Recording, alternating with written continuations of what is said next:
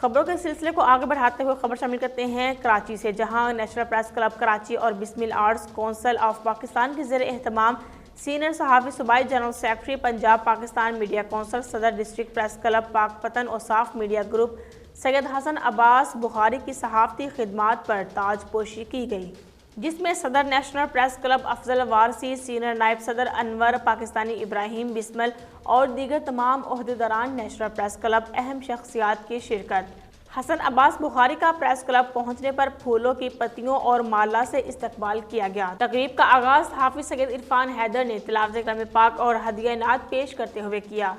صدر national press club Karachi افضل Warsi, senior نائب صدر انور پاکستانی، وائس چیئرمین تسلیم بخاری، وائس چیئرمین سید انوار علوی، محمد عامر ثناءخواں، آفاق محمد ایاز اور دیگر نے خطاب کرتے ہوئے کہا کہ حسن عباس بخاری پاکستان بھر کے علاقائی صحافیوں کی ترجمانی کرتے ہیں۔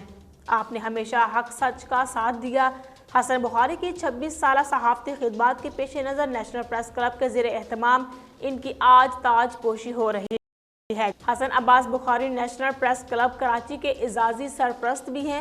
ہمارے لیے باعث فخر ہے کہ ہم سینئر صحافی حسن عباس بخاری کی تاج پوشی کر رہے ہیں۔ اس موقع پر حسن عباس بخاری نے تمام عہدیداران ممبران نیشنل پریس کلب کا شکریہ ادا کرتے ہوئے کہا کہ نیشنل پریس کلب کراچی میرا گھر ہے اور اس گھر کی حفاظت کرنا ہم سب کی ذمہ داری ہے۔ حکومت سندھ سے گزارش ہے کہ نیشنل پریس کلب کراچی کے عہدیداروں سے سوتیلی ماں جیسا سلوک بند کر کے وہ تمام سہولتیں فراہم کریں جو پاکستان کے چند پریس کلبوں کو دی جا رہی ہیں۔